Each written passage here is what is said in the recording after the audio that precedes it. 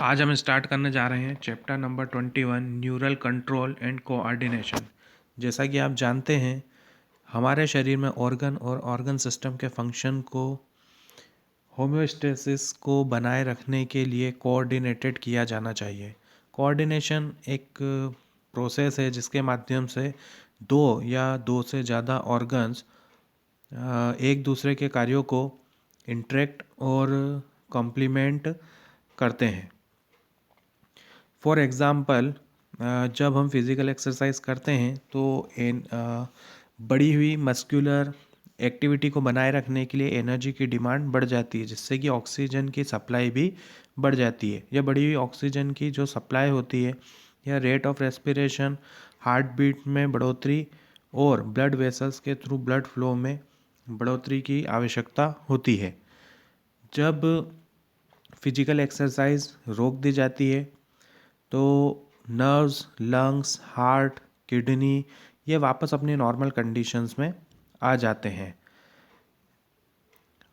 Muscles, lungs, heart, blood vessels, kidney और हमारे जो अदर ऑर्गन्स है वह हमारी फिजिकल एक्सरसाइज के समय कोऑर्डिनेटेड किए जाते हैं। हमारी बॉडी का न्यूरल सिस्टम और एंडोक्राइन सिस्टम संयुक्त रूप से हमारे ऑर्गन की सभी एक्टिविटीज़ को कोऑर्डिनेट और इंटीग्रेट करता है ताकि वे एक सिंक्रोनाइज्ड फैशन में काम कर सके। न्यूरल सिस्टम एक क्विक कोऑर्डिनेशन के लिए पॉइंट टू पॉइंट एक ऑर्गेनाइज्ड नेटवर्क को प्रोवाइड करता है। एंडोक्राइन सिस्टम हार्मोन के थ्रू केमिकल इंटीग्रेशन को यहाँ प्रोवाइड करता है। इस चैप्टर में हम यहाँ पर ह्यूमन के न्यूरल सिस्टम, न्यूरल कोऑर्डिनेशन की जो मैकेनिज्म होती है उसके बारे में, सिनेप्स के अक्रॉस इम्पल्स कंडक्शन और रिफ्लेक्स एक्शन की जो फिजियोलॉजी होती है उसके बारे में यहाँ पर डिस्कस करेंगे।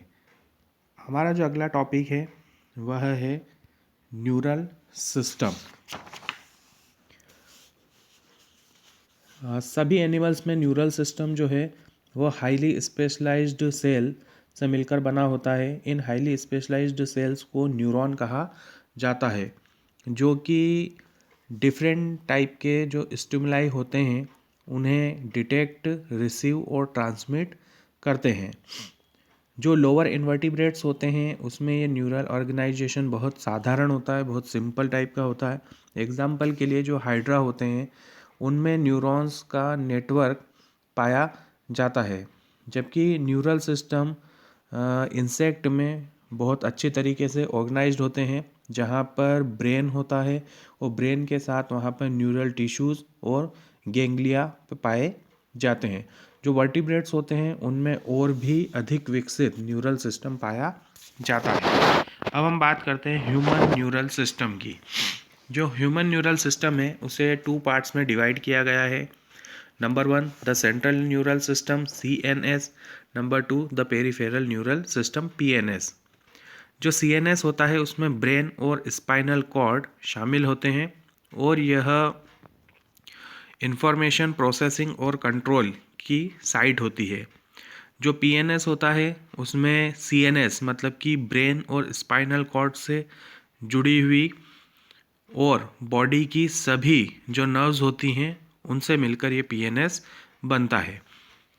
नर्व फाइबर्स जो होती हैं PNS की, उन नर्व फाइबर्स को 2 टाइप्स में डिवाइड किया गया है। Number 1 afferent fibres, number 2 efferent fibres. जो एफरेंट नर्व फाइबर होती हैं वह टिश्यू या ऑर्गन से इम्पल्स को CNS तक ट्रांसमिट करती है, जबकि इफरेंट फाइबर CNS से जो इम्पल्स होते हैं उनको रेगुलेट करती है, उनको ट्रांसमिट करती है पेरिफेरल टिश्यूज़ और ऑर्गन्स तक। जो PNS होता है उसे यहाँ पर 2 डिवीज़न में डिवाइड किया गया है। एक होता है यहाँ पर सोमेटिक न्यूरल सिस्टम, दूसरा होता है ऑटोनोमिक न्यूरल सिस्टम। जो सोमेटिक न्यूरल सिस्टम होता है वह CNS से स्केलेटल मसल्स तक इम्पल्स को रिले करता है और जो ऑटोनोमिक न्यूरल सिस्टम होता है वह CNS से इनवॉलेंट्री ऑर्गन्स और इस बॉडी की जो स्मूथ मसल्स होती है उन तक इम्पल्स को ट्रांसमिट करता है। ऑटोनोमिक न्यूरल सिस्टम को फिर से 2 पार्ट्स में डिवाइड किया गया है। एक होता है सिंपैथेटिक न्यूरल सिस्टम और दूसरा होता है parasympathetic neural system. Visceral nervous system peripheral nervous system का एक पार्ट होता है जिसमें फाइबर्स, गैंग्लिया, प्लेक्सस, नर्व का एक पूरा ऑर्गेनाइजेशन पाया जाता है जो कि सेंट्रल नर्वस सिस्टम से विसरा तक और विसरा से सेंट्रल नर्वस सिस्टम तक इम्पल्स को यहाँ पर ट्रेवल करते हैं या इम्पल्स को ट्रांसमिट करते हैं। अब हम हमारे अगले टॉपिक की ओर चलते हैं, neuron as structural and functional unit of neural system. जो न्यूरॉन होता है वह न्यूरॉन 3 मेजर पार्ट्स का बना होता है, cell body, dendroids and axon. ठीक है, इस डायग्राम में हमको ये तीनों चीज़ें यहाँ दिखाई देगी। ये वाला जो पोर्शन आपको यहाँ पर दिखाई दे रहा है, ये पूरा पोर्शन जो है वो कहलाता है सेल बॉडी। ये बीच में जो फिलामेंट यहाँ जा रहा है ये होता है एक्सॉन, और ये जितने भी यहाँ पर ब्रांच निकली हुई है, ये जितनी ब्रांचेस आपको शॉर्ट ब्रांच दिखाई दे रही है, ये होती है डेंड्रॉन। तो ये 3 टाइप्स की जो यहाँ पर पार्ट होते हैं, 3 टाइप के पार्ट, सेल बॉडी, डेंड्रॉइड और एक्सॉन, इन सबसे मिलकर एक न्यूरॉन का फॉर्मेशन होता है।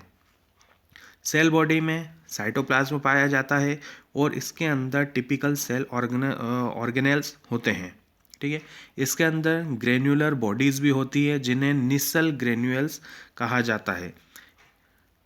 निसल ग्रेन्यूल्स सेल बॉडी से निकलने वाले जो शॉर्ट फाइबर्स होते हैं, ब्रांच के रूप में यहाँ पर बहुत सारे शॉर्ट फाइबर्स निकलते हैं, उनके अंदर भी निसल ग्रेन्यूल्स पाए जाते हैं और इन शॉर्ट फाइबर्स को डेंड्राइट्स कहा जाता है।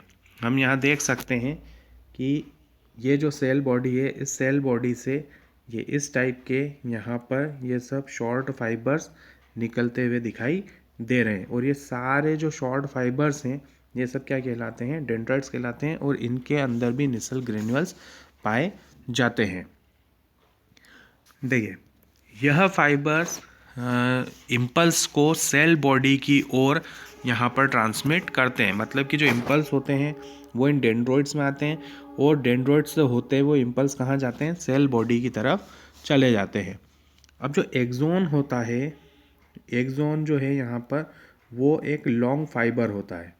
ठीक है, ये जो पूरा हिस्सा है, ये पूरा हिस्सा कहलाता है एक्सॉन। ठीक है, ये एक लॉन्ग फाइबर के रूप में हमें दिखाई देता है।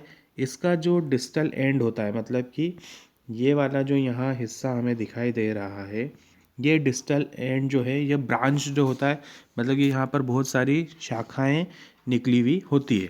हर एक ब्रांच के लास्ट सिरे पर जो लास्ट एंड होता है इसका, उस एंड पर एक बल्ब लाइक स्ट्रक्चर हमें दिखाई देता है जिसे कि सिनेप्टिक नॉब कहा जाता है। इस सिनेप्टिक नॉब में सिनेप्टिक वेसिकल्स होते हैं जिसके अंदर न्यूरोट्रांसमीटर नाम का केमिकल पाया जाता है। जो एक्सॉन्स होते हैं वह नर्व इम्पल्स को सेल बॉडी से सिनेप्स या फिर न्यूरोमस्कुलर जंक्शंस की ओर लेकर जाते हैं। मतलब एक्चुअल होता है क्या है कि डेंड्रॉइड से आने वाला जो इम्पल्स होता है वो सेल बॉडी में आता है और सेल बॉडी से उस इम्पल्स को ये एक्सॉन क्या करते हैं, दूर लेकर जाते हैं और ये उन इम्पल्स को सिनेप्स या फिर न्यूरोमस्कुलर जंक्शन तक पहुंचा देते हैं। देखिए, नंबर की बेस पर एक्सॉन और डेंड्रॉइड्स की संख्या के आधार पर इन न्यूरॉन्स को 3 टाइप्स में डिवाइड किया गया है। फर्स्ट होता है मल्टीपोलर। इसके अंदर एक एक्सॉन और 2 या 2 से ज़्यादा डेंड्रॉइड होते हैं और यह सेरेब्रल कॉर्टेक्स में पाया जाता है। दूसरा होता है बाइपोलर। इसके अंदर एक एक्सॉन और एक डेंड्राइट होता है और यह आइज़ की रेटिना में पाया जाता है। तीसरा होता है यूनिपोलर, जो यूनिपोलर होता है उसमें सेल बॉडी होती है और एक एक्सोन पाया जाता है। यह यूजुअली हमें एम्ब्रियोनिक स्टेज में देखने को मिलता है। देखिए, टू टाइप्स के एक्सोन यहाँ पर क्लासिफाइड किए गए हैं। एक होता है माइलिनेटेड और दूसरा होता है नॉन माइलिनेटेड एक्सोन। तो जो माइलिनेटेड होते हैं नर्व फाइबर, उन पर श्वान सेल्स का एक कवर होता है, वो श्वान सेल से ढके हुए होते हैं और यह श्वान सेल यहाँ पर एक्सोन के चारों तरफ माइलिन शीथ का फॉर्मेशन करती है। यहाँ देख सकते हैं हम, ये जो हमें दिखाई दे रही है ये होती है श्वान सेल। और ये श्वान सेल क्या करती है, ये श्वान सेल यहाँ पर माइलिन शीथ को एक्सोन के चारों तरफ बनाती है। ये यहाँ पर हमें माइलिन शीथ दिखाई दे रही है। ये माइलिन शीथ इस एक्सोन को चारों तरफ से कवर करके रखती है। ठीक है, देखिए, ये जो दो पास पास पाए जाने वाली माइलिन शीथ होती है, इन माइलिन शीथ के बीच की जो गैप होती है, एक माइलिन शीथ ये और दूसरी माइलिन शीथ ये, इसके बीच की ये जो गैप है, इस गैप को यहाँ पर नोड ऑफ रेनवियर कहा जाता है। माइलिनेटेड नर्व फाइबर्स जो होते हैं वो स्पाइनल और क्रेनियल नर्व में पाए जाते हैं। जो अनमाइलिनेटेड नर्व फाइबर होते हैं वो एक श्वान सेल से घिरे हुए होते हैं और वह एक्सोन के चारों तरफ माइलिन शीथ का फॉर्मेशन नहीं करते हैं और यह कॉमनली ऑटोनोमस और सोमेटिक न्यूरल सिस्टम में पाए जाते हैं। तो ये हमने बात कर ली अभी यहाँ पर न्यूरॉन के स्ट्रक्चर के बारे में। अब हम हमारे अगले टॉपिक की ओर चलते हैं। हमारा अगला टॉपिक है generation and conduction of nerve impulse. देखिए, न्यूरॉन जो होती है वो एक्साइटेबल सेल्स होती है क्योंकि इसकी जो मेम्ब्रेन होती है वह पोलराइज्ड स्टेट में होती है, मतलब कि ध्रुवीय अवस्था में होती है। डिफरेंट टाइप की जो आयन चैनल्स होती है वह न्यूरल मेम्ब्रेन पर उपस्थित होती है। यह आयन चैनल यहाँ पर डिफरेंट टाइप के आयन्स के लिए सिलेक्टिवली परमिएबल होती है। जब न्यूरॉन किसी भी इम्पल्स को कंडक्ट नहीं करता है, इसका मतलब कि जब वह रेस्टिंग पोजीशन में होता है, तो जो एक्सोनल मेम्ब्रेन होती है वह तुलनात्मक रूप से पोटेशियम आयन के लिए परमिएबल होती है, जबकि सोडियम आयन के लिए इम्परमिएबल होती है। इस प्रकार यह मेम्ब्रेन एक्सोप्लाज्म में पाए जाने वाले नेगेटिवली चार्ज्ड प्रोटीन के लिए भी इम्परमिएबल होती है।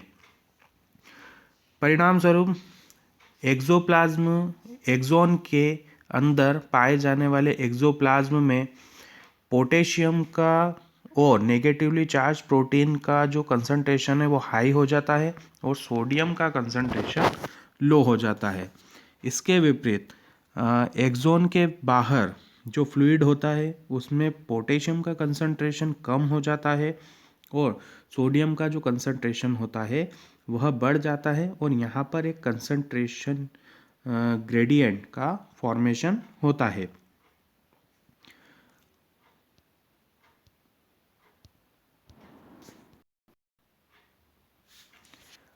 रेस्टिंग मेम्ब्रेन में आयनिक ग्रेडियंट्स को सोडियम पोटेशियम पंप द्वारा आयंस के एक्टिव ट्रांसपोर्ट द्वारा मेंटेन किया जाता है, जो कि सेल में पोटेशियम के 2 आयन के लिए सोडियम के 3 आयन को बाहर की ओर ट्रांसपोर्ट करते हैं।